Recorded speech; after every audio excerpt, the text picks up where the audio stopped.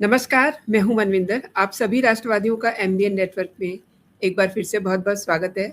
Marco Rubio किस गुप्तचर के लिए, किस सीआईए एजेंट के लिए परेशान रहे, इसे समझते हैं। मेरे साथ जयपुर से जुड़ चुके हैं एकलव्य सिंह जी। इनके पास बहुत सारे अपडेट्स हैं इससे जुड़े हुए।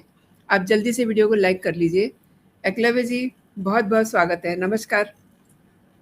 मैम नमस्कार। आपका आशीर्वाद मिल जाता है, आपके दर्शकों का स्नेह प्राप्त हो जाता है, और क्या चाहिए जीवन में। एकलव्य जी, आपने देखा मार्को रूबियो कभी मदर हाउस जाते हैं, कभी ताजमहल, कभी क्वाड बैठक, लेकिन इनकी नज़र कहीं और रही। दूसरी बात, आपको याद होगा हमारी एनआईए ने मार्च में एक सीआईए के एजेंट को पकड़ा था, इस समय तिहाड़ में है। और हमारे धुरंधर डोभाल साहब, एक बार किसी को दबोच लिया तो फिर वो उसे छोड़ते नहीं हैं। क्या कहानी समझ में आ रही, क्योंकि इनको बड़ी कड़वी डोज मिली है। कहीं इनका आप समझ रहे हैं कि स्वागत जैसा स्वागत नहीं हुआ? देखिए मैम, पिछली बार जब आपसे जुड़ा था तो हम लोगों ने चर्चा करी थी कि ऐसी क्या बात होगी कि मार्को रूबियो जब भारत आए तो दिल्ली से ज्यादा जरूरी उन्होंने समझा कि कलकत्ता में जाके और मदर टेरेसा के चैरिटी होम में, मतलब उन्होंने ढोक लगाना एक तरह से सही समझा। सर्जियो गोर भी वहां पहुंच गए थे। प्रधानमंत्री मोदी जी को राष्ट्रपति ट्रंप ने व्यक्तिगत तौर पे बंगाल की जीत की बधाई दी, तो इसके क्या कारण थे वो तो मैंने आपको पिछली बार बताया ही था। अब मैम उसमें आगे की जो बात है, देखिए क्या है कि मार्को रूबियो के साथ जो भारत में जिस तरह का बर्ताव हो रहा है, मैं नहीं समझता कि पहले किसी विदेशी डिग्नेटरी के साथ इस तरह का किया गया है। और आप देखिए मैम, मार्को रूबियो कोई छोटे व्यक्ति नहीं है। वो बेसिकली अमेरिका के विदेश सचिव और गृह सचिव है। सेक्रेटरी ऑफ स्टेट का जो दर्जा होता है, मतलब अगर आप देखें तो ओबामा एडमिनिस्ट्रेशन में जो हिलरी क्लिंटन का दर्जा था। तो अब मैम देखिए, कई चीजें हैं। अ, आज से लगभग 2 महीने पहले मार्च के महीने में म्यांमार के बॉर्डर पे कुछ फॉरेन नेशनल्स को पकड़ा गया था जो भारत विरोधी एक्टिविटीज में इन्वॉल्व थे। उसमें एक खास करके एक व्यक्ति था जिसका नाम था मैथ्यू वैन डाइक। वो बेसिकली अपने आप को बताता तो एक अमेरिकन फिल्म मेकर था, और दूसरा वो अपने आप को, ये जो लेफ्ट साइड में जो चित्र देख रहे हैं, ये अपने आप को एक प्राइवेट सिक्योरिटी कॉन्ट्रैक्टर भी बताता था। और इसके अलावा ये सीआईए के लिए कई जगह पे कई ऑपरेशंस में स्वयं इन्वॉल्व रहा है। तो इसको मैम कोलकाता के एयरपोर्ट पे ही अरेस्ट किया गया था। एनआईए ने इसको अरेस्ट किया था, और आज की तारीख में ये तिहाड़ जेल में है। अब मैम देखिए, तिहाड़ जेल में तो हम जानते ही हैं कि क्या रिकॉर्ड रहा है, किसकी किसकी जुबान किस तरह से वहां खुलवा ली जाती है, ये तो सब जानते हैं। अच्छा मैम, इसके कॉन्टेक्स्ट में क्या है कि कुछ और गतिविधियों को भी समझना पड़ेगा कि क्यों मैथ्यू वैन डाइक एक सीआईए एजेंट को लेके, ये सिर्फ ये नहीं है कि हमारा एक व्यक्ति है या हमारा एक नेशनल, एक अभिनंदन, जैसे हमारे कैप्टन अभिनंदन जब फंस गए थे पाकिस्तान में तो उनको एक निकाल के बाहर लाने की बात थी। ये सिर्फ जी। प्रेस्टीज इशू नहीं है। यहाँ पे क्या है कि बड़ी खतरनाक डिटेल्स हो सकती हैं अमेरिका के बारे में, जो भारत के हाथ लग सकती हैं और डाइवल्ज की जा सकती हैं इस व्यक्ति के थ्रू, अगर ये व्यक्ति टूट गया तो। आपको ध्यान होगा कि कुछ महीनों पहले जब एक समिट में मोदी जी और पुतिन जी मिले थे, और पुतिन जी ने, उनके राष्ट्रपति पुतिन ने काफी समय तक वेट करा था उनके लिए और चाहा था कि वो व्यक्तिगत उन्हें अपनी गाड़ी में लेके और चले गए थे। और उसी के ठीक कुछ समय बाद बांग्लादेश में एक सीआईए एजेंट का मर्डर हो गया था, अंडर कवर एजेंट का। और उसके पास से जो मटेरियल निकला था, उससे उसके बारे में बताया जा रहा था कि प्रधानमंत्री मोदी जी का एक असैसिनेशन प्लॉट जो था उसमें वो इन्वॉल्व था। तो मैम आप सोचिए कि यदि अगर इस तरह की कोई बात सामने आ जाए कि अमेरिका अपने सीआईए एजेंट्स के थ्रू ऐसे प्लॉट्स को फंड कर रहा है या खुद ही प्लान कर रहा है जिसमें प्रधानमंत्री जी के असैसिनेशन तक की बात हो, तो ये जी। कितनी बड़ी बात हो सकती है। दूसरी बात मैम देखिए, समझने वाली बात यह है कि आप देखेंगे कि मैं क्यों कह रहा था कि मार्को रूबियो के जो उनका कद है उसको समझने की जरूरत है कि एक इक्विवेलेंट ऑफ फॉरेन मिनिस्टर का जो कद होता है। इससे पहले यदि आप देखेंगे, जैसे कुछ समय पहले पिछले वर्ष इसी समय जो उनके उपराष्ट्रपति हैं वो भी यहाँ पे थे, और उनका मैम जिस तरह से जयपुर में स्वागत हुआ था, जो हमारे राजस्थान में कल्चर भी है जिसे हम पधारो हमारे देश कहते हैं, तो स्वयं मुख्यमंत्री, हमारी एक उप मुख्यमंत्री दिया कुमारी जी, यहाँ के बड़े बड़े आईएएस आईपीएस मंत्रीगण सब यहाँ पे उनके स्वागत में लगे हुए थे, उनके लिए स्पेशल इवेंट्स ऑर्गेनाइज करे गए थे। ये पहलगाम की घटना के एक दो दिन पहले की बात है मैम, और आज एक वर्ष बाद मैम कुछ हालात इस तरह से हैं कि मार्को रूबियो जब आमेर फोर्ट में गए तो वहां पे मुख्यमंत्री और डेप्यूटी सीएम तो बहुत दूर की बात है, कोई वरिष्ठ आईएएस आईपीएस अधिकारी भी नहीं थे। और यही इसी तरह के चित्र हमने देखे जब आज वो जयपुर से निकल रहे थे, रवाना हो रहे थे दिल्ली के लिए, तो वहां पे भी मैम ना सीएम थे, ना डेप्यूटी सीएम थी, ना कोई सीनियर आईएएस आईपीएस थे, बस एक डेप्यूटी एसपी साहब और एक इंस्पेक्टर थे। उसके बाद वो दिल्ली में पहुंचे मैम, तो दिल्ली में उनको रिसीव करने के लिए कोई मंत्रीगण नहीं थे, कोई और बड़े सीनियर अधिकारी नहीं थे। तो इस तरह का मैम, जो एक अंग्रेजी में एक टर्म होती है कोल्ड शोल्डर, तो इस तरह का बर्ताव मैं नहीं समझता कि विदेशी किसी डिप्लोमेट के साथ, और भारत का तो मैम आप जानते हैं कि जिस तरह का एक जैसे कहते हैं ना, एक इनेट कैरेक्टर, चरित्र ही भारत का ऐसा रहा है कि वो सबका स्वागत करता है, सबको गले लगाता है। और ऐसे समय पे अपने आप को देश की सबसे बड़ी महाशक्ति कहने वाले देश से उनके विदेश सचिव यहाँ पे हैं, और उनके साथ इस तरह का बर्ताव हो तो ये समझना जरूरी है। आपने यदि अगर रिसेंटली उनकी अजीत डोभाल जी के साथ अगर कुछ पिक्चर्स देखी हो, तो जो बॉडी लैंग्वेज दिखाई दे रही है, इस बॉडी लैंग्वेज के अलावा मैं आपको बताऊं मैम कि आज जो क्वाड समिट का जो जॉइंट ब्रीफिंग हो रही थी, उसमें मैम कई जर्नलिस्ट ने बताया है, अब तो मतलब ये बात ऑफिशियल हो चुकी है कि अमेरिका ने पर्टिकुलरली सारे प्रेस रिपोर्टर्स को ब्रीफ कर दिया था, और मतलब क्लियर इंस्ट्रक्शन था कि अमेरिका इसको ब्रीफिंग को खत्म होने के बाद किसी भी प्रेस रिपोर्टर से कोई सवाल नहीं लेगा। तो आप असहजता को समझिए मैम। एक हमारे यहाँ के जो बड़े बड़े चैनल्स हैं जैसे कि एनडीटीवी और इंडिया टुडे ग्रुप, इन सब ग्रुप्स ने मार्को रूबियो के लिए मार्को रूबियो के एक हमारे बड़े जियोपॉलिटिकल एक्सपर्ट है मैम, सिद्धांत सिब्बल करके, तो उन्होंने एक स्पेशल रिक्वेस्ट करी थी उनसे एक एक्सक्लूसिव इंटरव्यू के लिए, उसके लिए भी डिनाई कर दिया गया। और ऐसे कई चैनल्स को मतलब पिछले 3-4 दिन में जो गतिविधियां रही हैं व्यक्तिगत इंटरव्यू के लिए, मार्को रूबियो ने या तो मना कर दिया और या फिर ये कहा गया कि आप पहले ट्रांसक्रिप्ट दे दो कि आप क्या पूछोगे तो हम आपसे कोई इंटरव्यू करेंगे।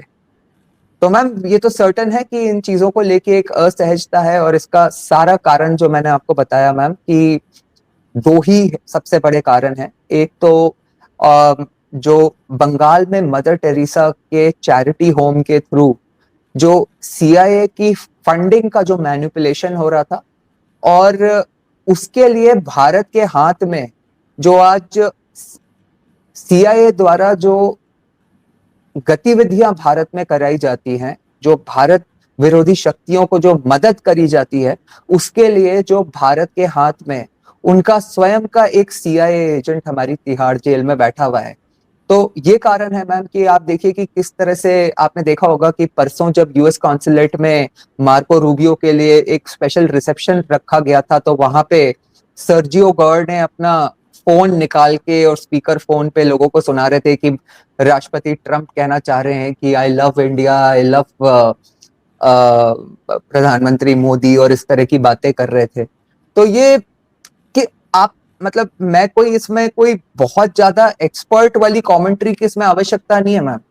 आपने देखा होगा कि क्या होता है कि मतलब कोई बच्चा भी अगर इसको समझना चाहे तो कभी कभी क्या होता है कि फ्रेंड्स में लड़ाई होती है और जिस फ्रेंड को अपनी गलती समझ में आ जाती है तो वो फिर मतलब किसी तरह से मनाने की कोशिश करता है और वो सोचता है कि अब सिचुएशन और नहीं बिगड़ जाए। और देखिए मैम, ये एक बड़ा अनफॉर्चुनेट पार्ट है कि यदि अगर आप पिछले 20 वर्ष से भारत और यूएस के संबंध देखेंगे, मैं सिर्फ मोदी जी के आने के बाद की बात नहीं कर रहा, तो यूएस और इंडिया जो है ओवरऑल एक अच्छी ट्रैजेक्टरी पे चल रहे थे। चाहे वो मनमोहन सिंह जी के समय की यूएस न्यूक्लियर मतलब इंडो यूएस न्यूक्लियर डील ही क्यों ना हो, और मोदी जी के आने के बाद से तो जिस तरह से हमारे ट्रेड रिलेशंस खास करके बहुत अच्छे बढ़े। लेकिन परंतु ये जो पिछले खास करके मतलब ये पहलगाम अटैक के बाद जो भारत और यूएस के बीच में जो रिलेशंस बिगड़े, तो अब मैम एक बात पक्की है कि यूएस को अपना ट्रस्ट जो है, अब बॉल उनके हाथ में है मैम, जैसे कहते हैं ना the ball is in their court. उनको तय करना है कि उनको भारत के साथ अपने रिलेशंस कैसे ठीक करने हैं। क्योंकि मैम देखिए मोदी जी की ना एक मैं हमेशा इस बात का उनकी सराहना करता हूँ कि मोदी जी में वो जो एक शिव भगवान वाली क्वालिटी होती है ना कि विष निगल लेते हैं मैम, अपने कंठ में रख लेते हैं और शांति से बैठ जाते हैं, अपने लिए कुछ भी सह सकते हैं। आपने तो देखा ही होगा मैम, कोई किसी की स्वर्गीय माता को, उनके पिता को और क्या क्या नहीं बोल चुके उनके लिए, जिसने अपना जीवन देश को दे दिया उसको गद्दार बताते हैं ये लोग, लेकिन कुछ नहीं बोलते वो। लेकिन मैम यहाँ पे क्या है कि जब देश की सुरक्षा और अखंडता की बात आ जाती है तो फिर मैम मैं समझता हूँ कि मोदी जी उनमें से नहीं हैं जो चुप बैठ जाएं। तो ये जो मार्को रूबियो के साथ जो हम ट्रीटमेंट देख रहे हैं उसका कारण यही है मैम। और देखिए ना, मार्को रूबियो, आपको मालूम ही होगा कि संयुक्त राज्य सीनेट की सेलेक्ट कमेटी ऑन इंटेलिजेंस के उपाध्यक्ष रह चुके हैं। वहाँ वे सीआईए और जो दूसरे अमेरिकी खुफिया एजेंसियों के बजट, उनको देखना और जो वैश्विक गतिविधियाँ उनकी निगरानी करते थे। अब ऑब्वियसली जब वो यहाँ आते हैं तो उनको ध्यान तो आया ही होगा उस बंदे का, वैन डाइक का। मैम ऐसा है कि जब यहाँ आए तो ध्यान नहीं आया होगा, यही समझना जरूरी है। वो आए ही इसलिए है मैम, जी। इस बात को समझना जरूरी है कि देखिए मैम क्या हुआ कि पिछले कुछ समय से, जैसा मैंने एक्चुअली पिछले एपिसोड में भी इसका थोड़ा सा जिक्र किया था कि इशू क्या थी कि मैम कि बांग्लादेश में पाकिस्तान के अलावा दूसरी तरफ से भारत को डिस्टेबलाइज करने के लिए आपने देखिए क्या था मैम कि बांग्लादेश में ये यूनेस्को ऑलरेडी ला चुके थे, और यूनेस्को लाने के बाद इन्होंने ये भी इंश्योर कर लिया था कि जब वहां पे चुनाव करवाए तो 164 सीटें इनने हमारे सीमावर्ती क्षेत्र में जमायते इस्लामी को जितवा दी। तो ये इन्फिल्ट्रेटर्स के थ्रू मैम इनकी कहीं ना कहीं पूरी उम्मीद थी कि बंगाल का जो इलेक्शन है वहां पे बीजेपी इस तरह का मैंडेट नहीं ला पाएगी। परंतु जिस तरह का ये जो मैम, अब आप ऐसा है मैम कि ये जो भारत विरोधी शक्तियां, अब आप चाहे इसे अमेरिका कह लो, चाहे ग्लोबल डीप स्टेट की कह लो, चाहे जॉर्ज सोरोस कह लो, जो जितनी भी भारत विरोधी शक्तियां हैं, चाहे इसमें आईएसआई हो, सीआईए हो और ये टीएमसी हो, इनके इस्लामिक एक्सट्रीमिस्ट हो, ये ऐसा नहीं है मैम कि ये सब इन लोग ने 10 दिन में कर लिया था। ये लोग भी इस पे 10 वर्ष से मेहनत कर रहे थे। लेकिन एक इलेक्शन का रिजल्ट मैम, जो मोदी जी कहते हैं ना आपके एक वोट की ताकत, एक इलेक्शन का वोट, एक इलेक्शन का रिजल्ट मैम बंगाल का, और ये 10 वर्ष की इनकी मेहनत पूरी तरह से ध्वस्त होकर धरातल पर गिर गई मैम। जिसे कहते हैं ना बैक टू स्क्वायर वन। अब तो हम अपना बॉर्डर भी सील करेंगे, जो यहाँ पे घुसपैठिए बैठे हैं उनको मार के वापस भी भगाएंगे, और ये मैथ्यू वैन डाइक जैसे लोग जो इस एरिया में ऑपरेट कर रहे थे उनको पकड़ के उनके मुंह से वो भी उगलवाएंगे जिससे कि इनकी बेइज्जती हो जाए। तो मैम ये सारी चीजें हैं, इनको समझना बहुत जरूरी है क्योंकि देखिए मैम, एक और भी इसका जो एस्पेक्ट हो जाता है, इससे क्या होता है मैम कि जो मैं ग्लोबल डीप स्टेट और जॉर्ज सोरोस और इन लोगों की बातें कर रहा था, कहीं ना कहीं ये सारे चीजें जो है मैम इंटरलिंक्ड होती है।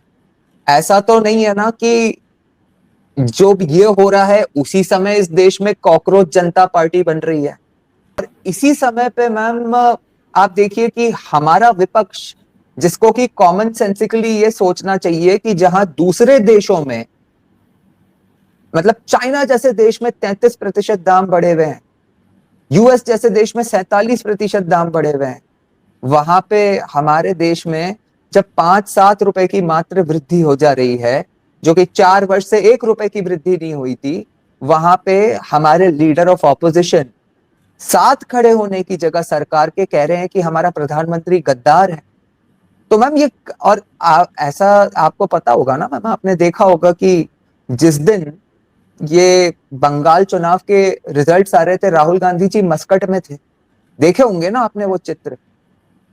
तो मैम ये ऐसी ऐसी चीजें हैं कि ये जो मैथ्यू वैन डाइक जो है ना, अच्छा ये इसमें भी मैम देखिए बड़ी इंटरेस्टिंग बात है कि ये मैथ्यू वैन डाइक तो एक अकेला व्यक्ति है जिसके बारे में हमें पता है, क्योंकि उसको एनआईए ने कोलकाता के एयरपोर्ट पे अरेस्ट कर लिया, और हम लोगों ने जो भी है अपने बेसिक सोशल मीडिया रिसर्च से पता लगा लिया कि ये पहले किस तरह की गतिविधियों में इन्वॉल्व रहा है। लेकिन जब ये अपना मुंह खोलेगा तो भारतवर्ष में और किस किस से तार जुड़ेंगे, इन सब चीजों को लेके मार्को रूबियो की जो असहजता है ना मैम, वो कारण है। और देखिए मैम, बड़ा एक एम्बैरेसिंग क्वेश्चन हो जाता है, मतलब एक एम्बैरेसिंग सिचुएशन हो जाती है। आपने उस दिन मार्को रूबियो आए थे तो उनसे एक बड़ा एक इंटरेस्टिंग था कि जब उनकी प्रेस ब्रीफिंग चल रही थी तो एक जर्नलिस्ट है अपने यहाँ सिद्धांत सिब्बल, उन्होंने उनसे एक सवाल कर लिया। उन्होंने 2-3 सवाल करे थे, लेकिन जो तीसरा सवाल था उसमें उनसे एक बहुत ही एम्बैरेसिंग सवाल पूछ लिया कि भाई आपके अमेरिका से ये जो हमारे भारत के लिए जो रेसिस्ट तरह के कमेंट्स आते रहते हैं, उनके बारे में आपको क्या कहना है। तो पहले तो वो थोड़े इस बात को असहज हो गए कि भाई मतलब किसके बारे में कह रहे हो, मुझे नहीं पता, क्या कहना चाह रहे हो। तो उसने कहा साहब सबको पता ही है ना क्या हुआ है रिसेंटली, तो जी। जो कमेंट्स आते हैं रेसिस्ट कमेंट्स, उनके बारे में आपका क्या कहना है। हालांकि मैं व्यक्तिगत तौर पे मानता हूं कि मैम उसका जवाब मार्को रूबियो ने बड़ा स्मार्टली दिया। उन्होंने कहा कि भैया देखो, पागल तो सब जगह ही होते हैं, आपके यहाँ भी हैं, हमारे देश में भी भरे हुए हैं, तो अब सोशल मीडिया पे कौन क्या कमेंट्री कर देता है, हम उसके लिए क्या कर सकते हैं। लेकिन मैम इंडिया को हेल होल किसने कहा था, ये तो हमने सबने सुना था ना अपनी आंखों से, बिल्कुल। आंखों से देखा था, कानों से सुना था कि इंडिया को हेल होल किसने कहा था। कौन रेसिस्ट कमेंट्स लगातार भारत के लिए कर रहा था इतने समय से, ये सब हम देख रहे थे ना। तो मैम अब आप सोचिए कि उसी जॉइंट प्रेस ब्रीफिंग में तो नहीं हुआ, लेकिन आने वाली किसी प्रेस ब्रीफिंग में या प्रेस इंटरैक्शन में कोई ये सवाल कर लेता कि Matthew Van Dyke, American citizen जो कि आज की डेट में हमारी तिहाड़ जेल में है, वो किस तरह की गतिविधि में इन्वॉल्व थे, उसके बारे में आप कुछ टिप्पणी करेंगे तो क्या हालत हो जाती है इनकी। तो ये इस कारण से मैम ये असहजता है कि भारत के सामने कहीं ये इस भारत में रहते हुए ये कोई ऐसी सिचुएशन में ना फंस जाए जो कि मतलब अमेरिका के लिए ग्लोबल एम्बैरेसमेंट बन जाए। क्योंकि ये इस तरह की बात अगर मैम ऐसी परतें खुलती हैं तो ये बात सिर्फ 2 कंट्रीज के बीच की नहीं रहती, फिर ये इतने बड़े देश के लिए ग्लोबल एम्बैरेसमेंट बनती है कि एक इंडिपेंडेंट इतनी बड़ी डेमोक्रेसी में तो इस तरह की कोशिश यदि वो भारत में अगर करता हुआ पाया भी जाता है, कर तो वो कभी सकता ही नहीं, इसमें सफल तो वो मोदी जी के रहते 100 जन्म में नहीं हो सकता। लेकिन अगर ये स्टैब्लिश भी हो जाता है, जो कि सर्कमस्टांसेस सारे वहीं पे पॉइंट कर रहे हैं कि अमेरिका इसकी भरपूर कोशिश कर रहा है, तो मैम इसके उसके लिए ग्लोबल परिणाम बहुत खतरनाक हो सकते हैं।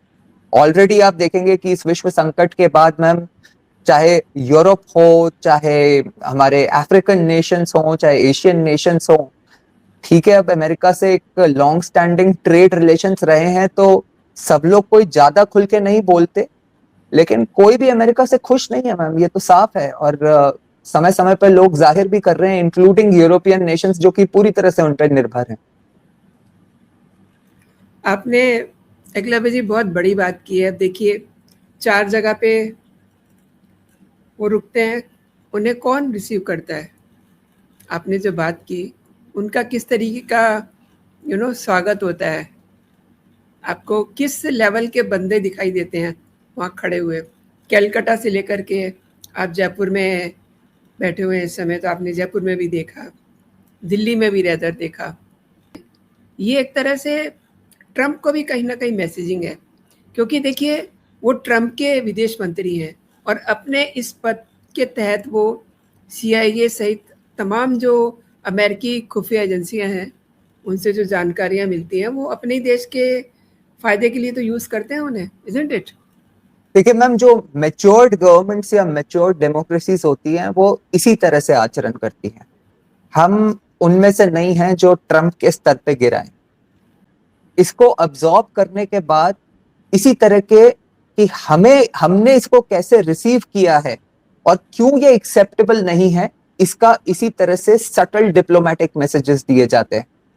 हमारे यहाँ मैम पूरा एक, जिसे कहते हैं कि फॉर्मल प्रोटोकॉल बना हुआ है कि यदि कोई किस लेवल का डिग्निटरी आता है तो एयरपोर्ट पे उन्हें कौन रिसीव करने के लिए जाएगा।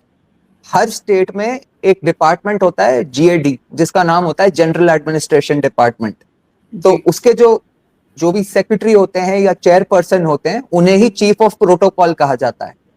और वहां पे मैम पूरा प्रिस्क्राइब्ड होता है कि इस लेवल का आदमी आ रहा है तो मुख्यमंत्री जी रहने चाहिए, मुख्यमंत्री जी अवेलेबल नहीं हो तो कम से कम डेप्यूटी CM होने चाहिए, वो भी अवेलेबल नहीं हो तो कम से कम 2-3 मंत्री होने चाहिए, वो नहीं उनके साथ में चीफ सेक्रेटरी होने चाहिए, DG पुलिस होने चाहिए, जो GAD के खुद चीफ ऑफ प्रोटोकॉल है वो हैं, वहां पे जो आर्मी की जो रेजिमेंट है उसके जो चीफ हैं वो वहां पे होने चाहिए। और यहाँ पे लेने के लिए कौन जा रहा है? एक SHO और एक डिप्टी SP। तो मैम भारत ने अपना मैसेज दे दिया है कि भैया तुम अपनी औकात दिखाओगे तो अच्छी तरह से तुम्हें बता देंगे कि तुम्हारी औकात क्या है। एकलव्य जी, आप इस फोटो की बात कर रहे थे ना, हुई होगी इनकी? मैम बात जो हुई होगी, वो क्या बात हुई होगी वो इस फोटो से पता चल रहा है जी। ऐसा लग रहा है कि अजीत डोभाल जी को जो कहना था कहकर चल दिए, और पीछे पीछे सहमा हुआ चेहरा अमेरिका का जो विदेश सचिव है वो लेके। आपको ऐसा नहीं लग रहा मैम? नहीं तो मैम हमारे भारत का चरित्र क्या है आपने देखा होगा ना, जब कोई फॉरेन डिग्निटी आता है तो स्वागत उसका करके और हम या तो उसके साथ चलते हैं या साइड में हल्का सा पीछे चलते हैं। इसमें आपको कहीं से लग रहा है कि अजीत डोभाल जी, हमारे धुरंधर जो है डोभाल साहब, उनके चेहरे की मुस्कुराहट और आंखें भी कुछ कह रही हैं कि कुछ जैसे होता है ना कि किला फतेह कर लिया है, लाइक दिस? नहीं मैम, वो किला फतेह तो पहले ही कर चुके थे। मुझे ऐसा लगता है कि इसमें थोड़ी वही वो कोल्ड शोल्डर वाली बात ही है कि जब एक कॉन्फिडेंट आदमी किसी खेल का पर्दाफाश कर चुका होता है तो वो अपना गेम चल चुका होता है और वो अब दूसरे को एक तरह से जैसे होता है ना, एक चॉइस दे चुका होता है कि या तो सुधर जाओ, फॉल इन लाइन और सफर। तो ये उसी तरह की फोटो है मैम। तो कुल मिला के इनके इस दौरे में इनको काफी कड़वी वाली डोज दी गई है, isn't it? अब ये They deserved it, मतलब इसमें कोई संशय है ही नहीं ना। देखिए मैम, 1 वर्ष से हम लोग सहन कर रहे हैं। पहले जब हमारे अच्छे रिलेशंस थे, ऐसे समय पे जब एक आतंकी हमला हुआ, मैम आपको एक बात और बता देता हूं मैं कि अभी अचानक से मुझे ये बात स्ट्राइक करी और मैं ये आर्टिकल भी इसके बारे में एक रिसर्च आर्टिकल पढ़ रहा था। तो इनफैक्ट मैम ये जो हमला कराया गया था पहलगाम में, इसकी वन ऑफ द थ्योरीज जो थी कि पहलगाम में उस समय ऑफ सीजन में, ये इंपॉर्टेंट बात है मैम, आपके दर्शकों को ये बात समझनी चाहिए, ये बड़ी इंपॉर्टेंट बात है कि बेसिकली जो पहलगाम की घटना हुई थी जब, तो पहलगाम की घटना में मैम एक बात जो निकल के आई थी, और इसके हमारे मतलब गृह मंत्रालय पे भी एक तरह से काफी प्रश्न उठा था, हमारी सिक्योरिटी फोर्सेस के ऊपर प्रश्न उठा था, और जो कि सही भी था कि आखिर ये अटैक हो कैसे पाया।